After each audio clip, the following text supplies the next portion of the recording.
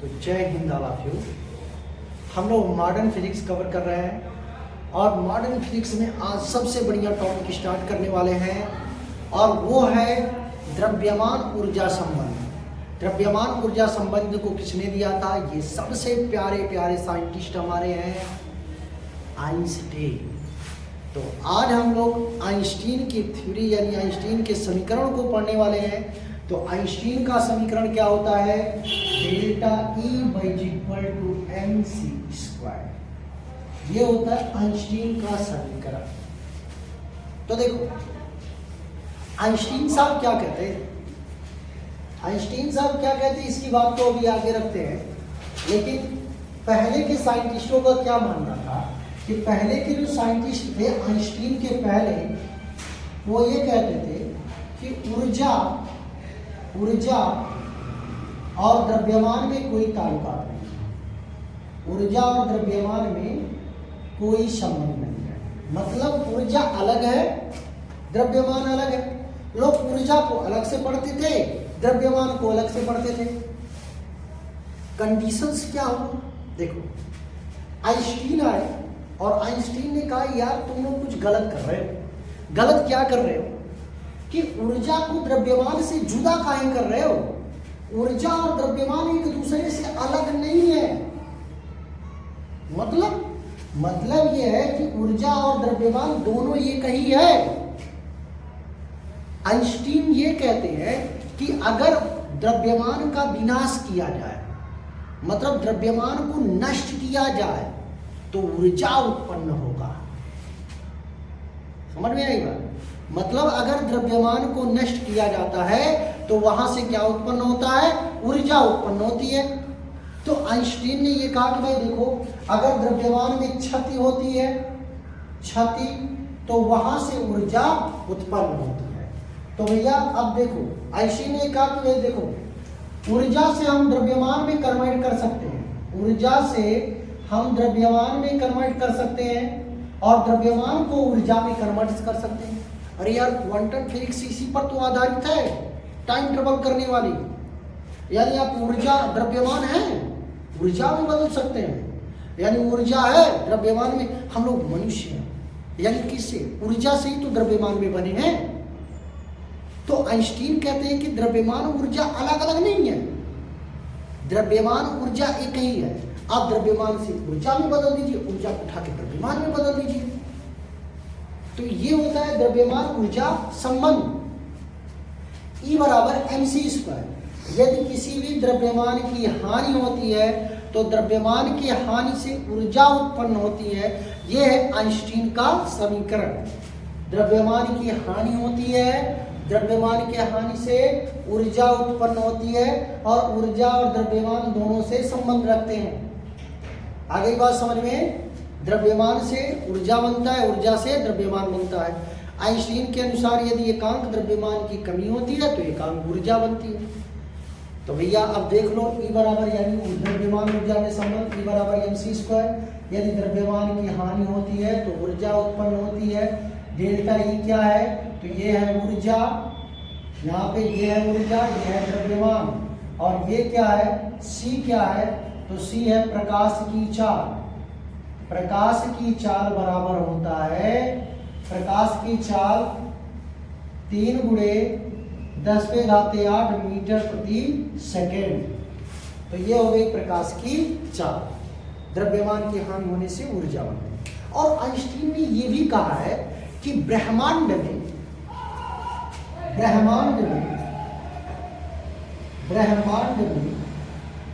ऊर्जा और द्रव्यमान कंजर्व रहता है, यानी द्रव्यमान संरक्षित रहता है। तो आइंस्टीन साहब ये भी कहते हैं कि देखिए अगर हम ब्रह्मांड की बात करेंगे तो उस ब्रह्मांड में ऊर्जा और द्रव्यमान क्या है? संरक्षित है। मतलब आप ब्रह्मांड में ना तो ऊर्जा को बना सकते हो अलग से, ना तो आप द्रव्यमान को अलग से ला सकते हो। यानी ब्रह्मांड में द्रव्यमान ऊर्जा टोटल कंजर्व है, यानी उसमें संरक्षित है। अब देखो सुनो, अगर ये कह दे कि जैसे पृथ्वी पर जनसंख्या बढ़ रही है तो पृथ्वी पर जनसंख्या बढ़ रही है, तो इसका मतलब ये थोड़ी नहीं कि पृथ्वी का द्रव्यमान बढ़ रहा है, नहीं। अरे तुम दूसरे ग्रह से थोड़ी ना लाए जा रहे हो कि तुम्हारा द्रव्यमान बढ़ जा रहा है। अरे तुम्हारे द्रव्यमान से बढ़ने से पृथ्वी का द्रव्यमान बढ़ रहा है। अगर आप दूसरे ग्रह से आते तो वो कंडीशन होता कि पृथ्वी का द्रव्यमान बढ़ रहा, लेकिन आप पृथ्वी से ही बने हुए हैं, पृथ्वी पे हैं, तो पृथ्वी का द्रव्यमान तो बढ़ नहीं रहा। तो इसी तरह से पूरे ब्रह्मांड का जो द्रव्यमान है वो एकदम कंजर्व है, मतलब एकदम संरक्षित है, और पूरे ब्रह्मांड की जो एनर्जी है वो एकदम संरक्षित है। ये आइंस्टीन साहब कहते हैं कि अगर द्रव्यमान नष्ट होगा तो वहां से ऊर्जा उत्पन्न होगी। तो डेल्टा ई बराबर mc²। अब क्वेश्चन होता है, क्वेश्चन ये होता है कि 1 ग्राम द्रव्यमान नष्ट होने से 1 ग्राम द्रव्यमान 1 ग्राम द्रव्यमान, ठीक है, दिख रहा, 1 ग्राम द्रव्यमान के नष्ट होने से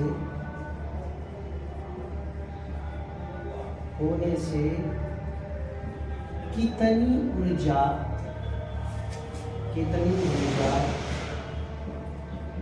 उत्पन्न होगी। मतलब 1 ग्राम द्रव्यमान के नष्ट होने से कितनी ऊर्जा उत्पन्न होगी। तो देखो m बराबर क्या है, 1 ग्राम में 1 केजी कर देते हैं, 1 केजी। चलो अभी ग्राम में भी बदल देते हैं, 1 केजी। तो 1 केजी जो है द्रव्यमान के नष्ट होने में कितनी ऊर्जा हो जाएगी, m बराबर 1 केजी। तो m बराबर 1 केजी, तो डेल्टा ई बराबर क्या हो जाएगा बाबू, डेल्टा ई बराबर mc²। तो डेल्टा ई बराबर मान रखो m का मान क्या है 1, c का मान है 3 × 10⁸, ये स्क्वायर, तो हो जाएगा 3 × 3 = 9 × 10⁸, 8 × 16, तो 3 × 10⁸, 8 × 16, ये क्या हो गया जूल। तो अब यहां से जो डेल्टा ई बराबर हो गया 9 × 10⁻16 जूल। मतलब देखो 1 केजी द्रव्यमान के वस्तु के 1 केजी द्रव्यमान के वस्तु यानी 1 केजी द्रव्यमान नष्ट होता है तो उससे कितनी ऊर्जा उत्पन्न होती है, 9 × 10⁻16 जूल ऊर्जा उत्पन्न होती है। ठीक है, 1 ग्राम द्रव्यमान नष्ट हुआ तो 9 × 10⁻16 जूल ऊर्जा उत्पन्न होगी। 1 केजी, अगर आपसे ये पूछ दिया जाए नहीं भैया केजी को हटा करके 1 ग्राम कर दीजिए तो 1 ग्राम में कितनी ऊर्जा उत्पन्न होगी, तो 1 ग्राम बराबर 10⁻³ केजी हो जाएगा। तो अब यहाँ से जब मान रखेंगे 10⁻³ यम के जगह पे c 3 × 10⁸ स्क्वायर लगा दीजिए, तो 3 × 3 = 9 × 10⁻16, 16 में से 3 निकल गया, तो 16 में से 3 गया आपका भैया 13 जूल। तो 1 ग्राम के द्रव्यमान को नष्ट होने पे 9 × 10⁻13 जूल जो है ऊर्जा रिलीज होगी। तो ये आइंस्टाइन साहब कहते हैं कि अगर द्रव्यमान नष्ट होता है तो वहां से ऊर्जा उत्पन्न होगी और ब्रह्मांड की कुल ऊर्जा संरक्षित होती है। ठीक है, इसको बंद कीजिए। ठीक है, तो अब हम लोग जो है आइंस्टीन के ऊर्जा के बाद ये पढ़ने वाले हैं कि परमाणु द्रव्यमान मात्रक। ठीक है, परमाणु द्रव्यमान मात्रक देखिए यहाँ पे शुरू करते हैं। परमाणु द्रव्यमान मात्रक, तो परमाणु द्रव्यमान मात्रक atomic mass of unit AMU। तो देखिए जो हल्के कण होते हैं जैसे छोटे हल्के कण, तो छोटे हल्के कण की बात अगर करें तो प्रोटॉन, न्यूट्रॉन, इलेक्ट्रॉन, तो इन सबको व्यक्त करने के लिए ना, इन सबको जो है मापने के लिए ग्राम और किग्रा बहुत बड़े बड़े मात्रक हो जाते हैं। और बहुत बड़े बड़े मात्रकों में जैसे ग्राम में इनको व्यक्त किया जाए, एक न्यूट्रॉन को केजी में व्यक्त किया जाए, इनको भी केजी में या ग्राम में व्यक्त किया जाए, तो ये बड़े छोटे छोटे हैं और इनको ग्राम और केजी में व्यक्त करने के लिए जो है बड़ी ज़्यादा असुविधा होती थी। तो असुविधा होती थी, तो असुविधा के कारण साइंटिस्टों ने दिमाग लगाया। साइंटिस्टों ने क्या दिमाग लगाया ये सोचिए। साइंटिस्टों ने ये दिमाग लगाया कि कि इनको एक अलग तरह से इनके भार को मापने के लिए यानी इनके द्रव्यमान को मापने के लिए कुछ अलग तरह से एक अलग यूनिट ही बना दें। तो वह यूनिट बनाए एटॉमिक मास यूनिट AMU।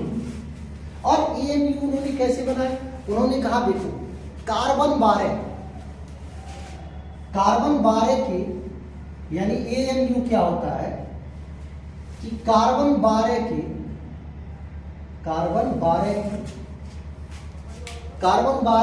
द्रव्यमान का 1/12वां भाग होता है AMU। ठीक है, एक परमाणु द्रव्यमान मात्रक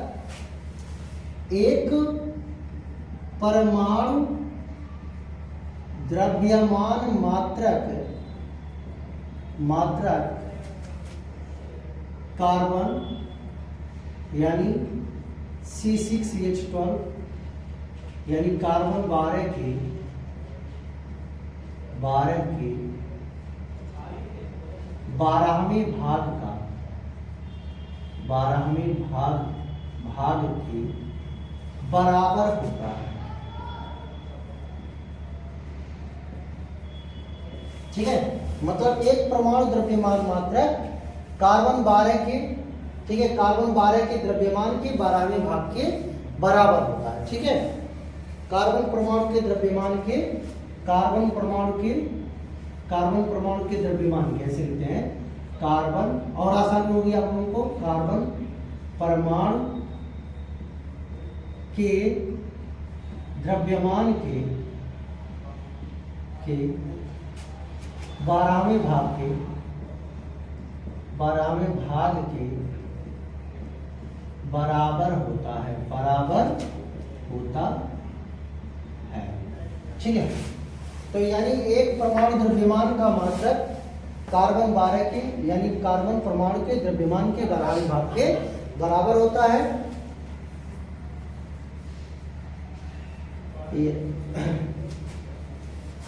तो एक AMU से प्रदर्शित करते हैं, मतलब हो जाता है कि जो है यहाँ पर कार्बन परमाणु के 12 ग्राम द्रव्यमान, कार्बन परमाणु के 12 ग्राम द्रव्यमान में 12 यानी 12 AMU होते हैं। तो ये हो गया आपका जो है, ध्यान दीजिए, एक परमाणु द्रव्यमान का मात्रक कार्बन परमाणु के द्रव्यमान के 12वें भाग के बराबर होता है। तो इसके आंकिक मान में व्यक्त किया जाए, अगर हम लोग AMU को आंकिक मान में व्यक्त करें, एक AMU बराबर 1/12 और ये हो जाएगा C6H12 का द्रव्यमान। तो अब यहाँ पे हम AMU जब निकालेंगे तो AMU बराबर 1/12 बाबू गुणे यहाँ पे क्या हो जाएगा 12/n। n क्या है? जहां पे n अवगाद्रो संख्या है, n बराबर कितना होता है 6.023 गुणे 10⁻23। ये अवगाद्रो संख्या है n, यानी ये n 1 ग्राम द्रव्यमान के 12वें भाग, तो यानी 12/n कर दीजिए, वो एक कार्बन का द्रव्यमान हो गया। तो अब यहाँ से n बराबर यह कार्बन का द्रव्यमान ही तो है 12/n, यानी कार्बन द्रव्यमान का 12वां भाग होता है AMU। तो 12/n हो गया एक कार्बन का द्रव्यमान।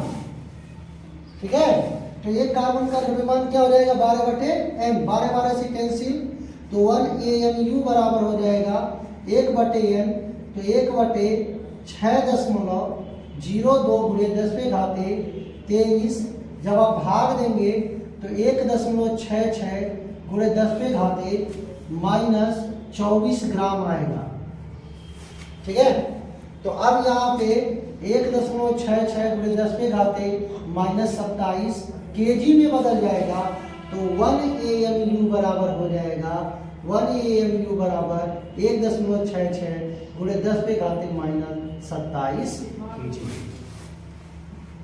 ठीक है, अब kg में तो कन्वर्ट हो गया, यानी अब इसकी ऊर्जा की बात करें कि इसमें कितनी ऊर्जा, तो यदि हम ऊर्जा के लिए निकालें, ऊर्जा के लिए एक AMU में ऊर्जा 1 AMU में ऊर्जा, तो यदि हम ऊर्जा निकालेंगे तो ऊर्जा E बराबर क्या होता है mc²।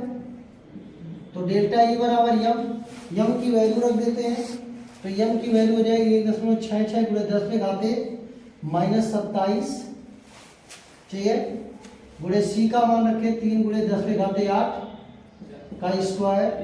तो डेल्टा ई बराबर हो जाएगा, हम जब इसको सॉल्व करेंगे जैसे 3 त्रिका 9, 1.66 गुणे 10 पे घाते -27, 3 त्रिका 9 गुणे 10 पे घाते 9 दूना 18, ठीक है। तो जब हम इसको सॉल्व करेंगे तो डेल्टा ई बराबर 1.494 गुणे 10 पे घाते कितना होगा जल्दी बताओ तो 10 पे घाते -10 जी, 10 पे घाते -10 जूल होगा, ठीक है। तो एक EMU में ऊर्जा इतना होती है कि E बराबर 1.494 गुणे 10 पे घाते -10 जूल होता है। अब हम लोग जो है इस एनर्जी को मेगा इलेक्ट्रॉन वोल्ट में कन्वर्ट करते हैं, इसमें मेगा इलेक्ट्रॉन वोल्ट में। तो मेगा इलेक्ट्रॉन वोल्ट में कन्वर्ट करने के लिए सबसे पहले हम लोगों को इलेक्ट्रॉन वोल्ट में कन्वर्ट करना पड़ेगा। तो भैया ठीक है, इसके पहले इधर हम मिटा देते हैं, ठीक है।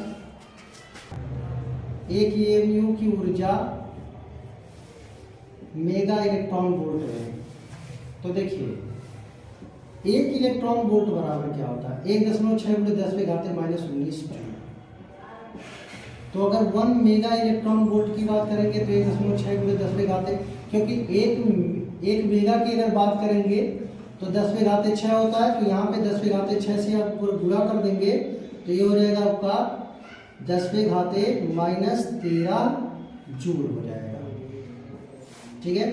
तो अब इस एनर्जी को मेगा इलेक्ट्रॉन वोल्ट में कन्वर्ट करेंगे तो ये हो जाएगा 1.494 गुणे 10 पे घाते -10 बटे हम भाग दे देंगे 1.6 गुणे 10 पे घाते -13 से, ये हो जाएगा मेगा इलेक्ट्रॉन वोल्ट। तो डेल्टा ई बराबर हो जाएगा 931 मेगा इलेक्ट्रॉन वोल्ट। ये हो गया आपकी AMU में, यानी एक AMU में एनर्जी और एक AMU का द्रव्यमान 1.66 गुणे 10 पे घाते -27, एक AMU में ऊर्जा हो गई जूल में, और इसको हम लोग कन्वर्ट कर दिए मेगा इलेक्ट्रॉन वोल्ट में। तो इसके बाद नेक्स्ट टॉपिक पढ़ेंगे। आज के लिए इतना ही, धन्यवाद।